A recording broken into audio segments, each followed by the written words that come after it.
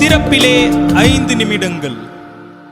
கிறிஸ்துவுக்குள் மிகவும் பிரியமான என் அன்பு சகோதர சகோதரிகளே, திறப்பிலே 5 நிமிடங்கள் என்கிற இந்த ஜெப நேரத்தில் என் அன்பு சகோதர சகோதரிகள் உங்கள் அனைவரோடு கூட இணைந்து ஜெபிக்க கர்த்தர் பாராட்டின கிருபைக்காக ஆண்டவருக்கு நன்றி செலுத்துகிறேன்.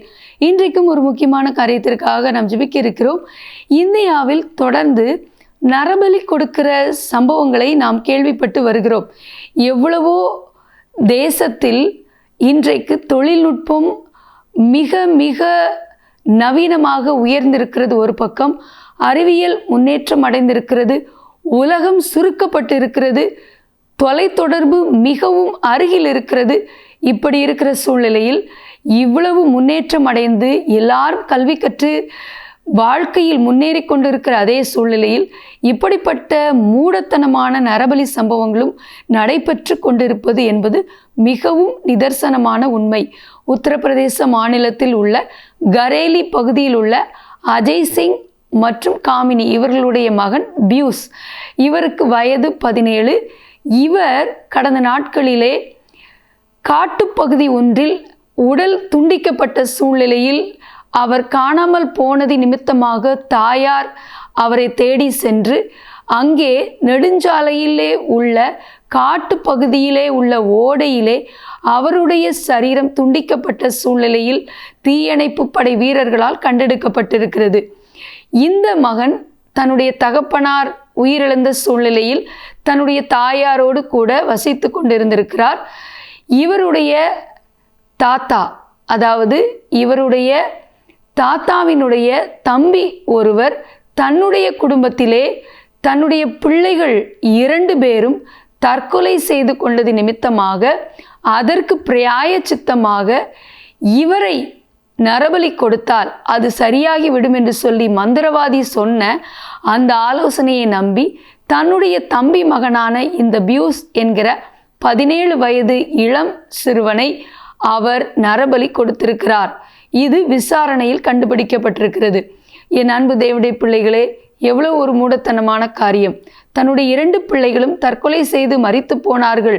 இதற்கு என்ன செய்வது? அடுத்தடுத்து மரணம் நடந்திருக்கிறதே என்று ஆலோசனை கேட்டபொழுது மந்திரவாதி கொடுத்த ஆலோசனையின் பேரிலே அவர் தன்னுடைய தம்பியின் பேரனை கொலை செய்திருக்கிறார். என் அன்பு தேவனுடைய பிள்ளைகளே, தேசத்தில் மக்கள் தங்களுக்கு நடைபெறுகிற அசாதாரண காரியங்கள் அல்லது திடீர் மரணங்கள், திடீர் வியாதிகள், இப்படிப்பட்ட குணமாக்கப்பட முடியாத வியாதி அல்லது பொருளாதார பிரச்சனையில் வருகிற போராட்டங்கள், இதற்கு தீர்வு காண மந்திரவாதிகளை சந்தித்து அல்லது தவறான காரியங்களில் முயன்று இறுதியில் தவறான முடிவை எடுத்து அவருடைய வாழ்க்கைக்கு அழிவாக அது மாறிவிடுகிறது. இப்படிப்பட்ட ஜனங்கள் அதிலின்று விடுவிக்கப்பட வேண்டும். வேதம் கூறுகிறது, என் ஜனங்கள் அறிவில்லாமையினால் சங்காரமாகிறார்கள் என்று சொல்லி.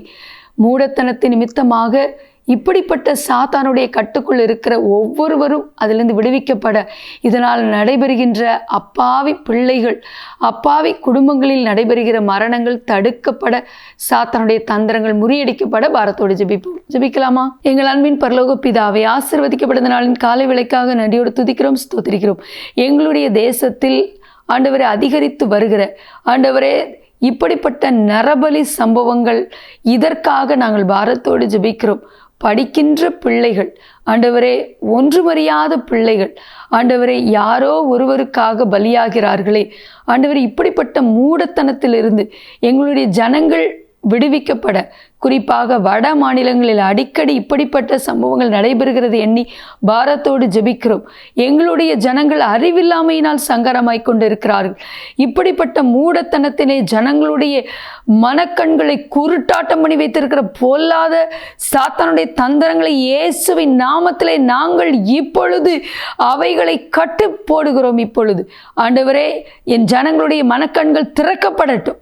ஆண்டவரே, எல்லா பிரச்சனைகளுக்கும் ஆண்டவரே ஒரே தீர்வு ஆண்டவரே, எங்களுக்காக சிலுவையில் ஜீவனை கொடுத்த உம்மிடத்தில் உண்டு என்பதை கண்டுகொள்ள, உம்மிடத்திலிருந்து விடுதலையும் இரட்சிப்பையும் சுகத்தையும் பெற்றுக்கொள்ள, பாவத்தையும் சாபத்தையும் சிலுவையில் சுமந்து தீர்த்த இயேசுவின் நாமத்தில் ஜனங்கள் விடுவிக்கப்பட ஜெபிக்கிறேன். இப்படிப்பட்ட அந்தகார இருளில் இருக்கிற ஜனங்கள் உம்முடைய மெய்யான ஒளியினிடத்திற்கு வர நாங்கள் ஜெபிக்கிறோம். எங்களோட ஜெபத்தில் இணைந்திருக்கிற எல்லா சகோதர சொல்லையும் ஆசீர்வதிங்க, மேன்மைப்படுத்துங்க. இயேசுவின் நாமத்தில் பிதாவே, ஆமேன். தொடர்ந்து ஜெபியுங்கள். கர்த்தர் தாமே உங்களை ஆசீர்வதிப்பாராக. ஆமேன்.